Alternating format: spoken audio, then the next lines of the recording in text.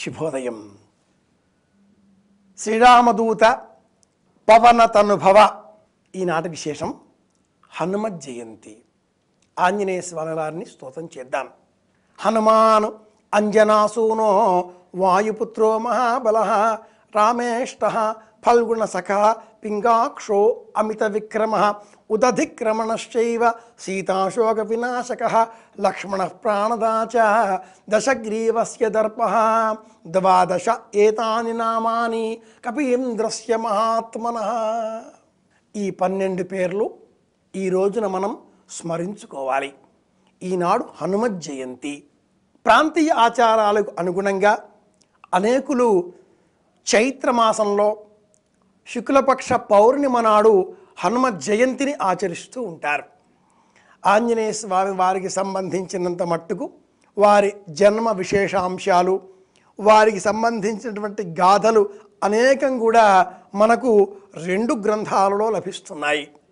ఒకటి సంహితా భాగం, రెండవది రామాయణం. అయితే సంహిత భాగాలలో ఉండేటటువంటి అంశాలకు ప్రాచుర్యం లభించక కేవలం శ్రీమద్ రామాయణంలో ఉండే అంశాలకే జనాలలో బాహుళ్యంగా ప్రచారంగా ఉన్న కారణం చేత హనుమద్ విజయోత్సవాన్నే హనుమత్ జయంతి అని పాటించడం లోకంలో పరిపాటిగా మారింది. నిజానికి వారి జయంతి జన్మతిథి వైశాఖ మాసం బహుళపక్షం దశమి తిథి, అంటే ఈ రోజున ఆంజనేయ స్వామి వారికి ప్రీతికరంగా అరటిపళ్ళు, వడపప్పు పానకం, వడపప్పుతో చేసినటువంటి వడమాల, తమలపాకుల చేత ఆకు పూజ, స్వామివారి ప్రీతికరంగా సింధూరం అలదడం అనే 5 నిర్వహిద్దాం.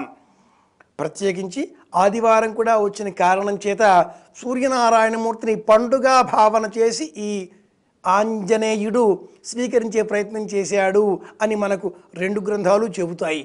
అలా చిన్నారి బాలబాలికలకు ఆంజనేయ స్వామి వారి యొక్క బలపరాక్రమ విశేషాంశాల గురించినటువంటి కథలను చెప్పడం ద్వారా వారిలో హైందవ సంస్కృతి పట్ల, సభ్యత పట్ల, కథల పట్ల అనురక్తిని పెంపొందింపజేయడంతో పాటు మనమైన విశ్వాసాలను బలంగా పాదుకొల్పగలుగుతాం, నిలబెట్టుకోగలుగుతాం, ప్రచారం చేయగలుగుతాం. ఇది ఈనాటి విశేషం హనుమత్ జయంతి. వీరులు, మహావీరులు, దేవతా స్వరూపులు, వీరి జయంతి ఏమిటి? పుణ్యదినంలో, శుభదినంలో ఎన్నో చెప్పుకుంటూ ఉంటాం. నారద జయంతి, లక్ష్మీ జయంతి, సరస్వతి జయంతి, శ్రీ పంచమి తిథి, అలాగే సీతా జయంతి.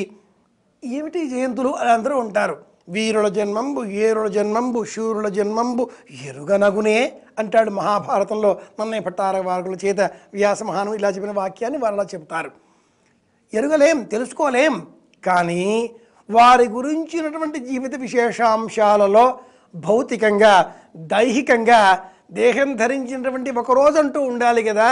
అనంతమైన శక్తి అయినప్పటికీ ఆ ధరించినటువంటి రోజు ఫలానా ఒక రోజు అని మనకు నిర్ధారణగా ఈ సంహితాది గ్రంథాలు చెప్పడంతో ఆ రోజున మనం జయంతి అన్న పేరిట వారిని తలుచుకోవడం, నివేదనలు సమర్పించడం, చిన్నారి బాలబాలికలకు వారిని గురించినటువంటి కథలు చెప్పడం, తద్వారా సంప్రదాయాన్ని కొనసాగింపజేసుకోవడం పరంపర అంటాం దీన్ని. ఇదే ఇందులో ఉండేటటువంటి పరమార్థం. ఆంజనేయ స్వామి వారిని స్తోత్రం చేయడంలో సాత్విక, రాజస, తామసిక లక్షణాలు 3 మనం గమనించవచ్చు. ఆయన సత్వగుణోపేతుడు. అమ్మా అంటూ నమస్కారం చేస్తాడు. రామచంద్ర అంటూ వినయంగా ప్రవర్తిస్తాడు. తమో గుణోపేతుడు, రజోగుణోపేతుడు కూడా ఆంజనేయ స్వామి. తమో గుణంతో ఉన్నవాడు కాబట్టే రావణుడిని తర్జన చూపు బెదిరిస్తాడు. రామచంద్రుడే కనుక వస్తే అంటూ ఇలా ఒక్కసారి ఒక్క భృగుడిని అలా పైకి వేశాడా ఆ రావణుడి గుండె జారిపోవలసిందే. అలాగే తమో గుణంతో ఉన్నవాడు కాబట్టే ఒక్క ముష్టిఘాతంతో అక్షకుమారుడి ఆయువు తీసేశాడు. 3 స్వరూపాలని మనం ఒకే క్షణంలో ఏకకాలంలో చూడగలుగుతున్నాం ఆంజనేయ స్వామి వారిలో. మనలో కూడా ఈ 3 గుణాలు ఉంటాయి, అందరిలో కూడా ఉంటాయి. సత్వగుణాన్ని మనం పెంపొందింపజేసుకోవాలి, అధికంగా ఉండాలి అంటే ఆంజనేయ స్వామి వారికి ప్రీతికరంగా అరటిపండు నైవేద్యం అధికంగా సమర్పించాలి. అలాగే రజోగుణం అధికంగా వృద్ధి పెంపొందింపజేసుకోవాలి. స్వామివారికి ప్రీతికరంగా మధురమైన పదార్థాలు, స్వీట్లు అంటామే వాటిని, అలాగే స్వామివారి ప్రీతికరంగా తమలపాకుల చేత అర్చన చెయ్యాలి. దాంతోపాటుగా తామస గుణం కూడా అవసరమే. ఈనాటి కాలంలో కామక్రోధాదులు మనలో విశేషంగా వేళ్ళూనుకుంటున్నాయి. లోకమే అలా ఉంది. మరి ఎవరితో ఏది మాట్లాడినా వీడు నా నుంచి ఏదో ఆశిస్తున్నాడు అని మన బుద్ధి పనిచేస్తూనే ఉంటుంది. మాట్లాడుతూ ఉంటాం, బయటికి ప్రశాంతంగానే కనిపిస్తున్నాం. అంతఃశాక్తం బహిశైవం వ్యాఖ్యానే వైష్ణవం తథా. లోపల శక్తి బాగా పనిచేస్తూనే ఉంటుంది. ఎందుకు వీడు నాతో మాట్లాడుతున్నాడు, ఏదో ఆశిస్తున్నాడు, అది ఏమై ఉంటుంది, లోపల ఆలోచిస్తూనే ఉంటుంది. బహిశైవం బయటికి మాత్రం శివస్వరూపం వలె ప్రశాంతంగా కనిపిస్తూ ఉంటాం. ఆంజనేయ స్వామి వారు రుద్రవీర్య సంభవుడు, కేసరి అంజనుడు కుమారుడైనటువంటి ఈ ఆంజనేయ స్వామి సాక్షాత్తు ఈశ్వరాంశ సంభూతుడు. వ్యాఖ్యానం చేసే సమయంలో ఉభయము అని చెప్తాం. ఆ ఆంజనేయ స్వామి వారికి నామాలు పెట్టేస్తాం. వివాదం వచ్చినప్పుడు మధ్యవర్తిత్వంగా ఉంటాడు, మౌనంగా ఉంటాడు. జాంబవంతుడు చెప్పేంత వరకు నేను కూడా ఈ సముద్రాన్ని దాటుతాను అన్ని మాత్రం తన నోట తాను చెప్పడు ఆంజనేయ స్వామి. అలాగే ఆచరణ చేసే సమయంలో మట్టుకు వెళ్ళాడా, ఆచరించాడా మళ్ళీ చూసే అవసరం లేదు. అశోకవనాన్ని కూడా అగ్గితో ముట్టించేయగలడు ఆంజనేయ స్వామి. కనుక వివాచకాలే చ ద్వైతం ఆచరణ. లోకంలో మనలో ఉండేటటువంటి ప్రవృత్తి ఆంజనేయ స్వామి వారితో కూడుకున్న స్వరూపమై ఉంటుంది.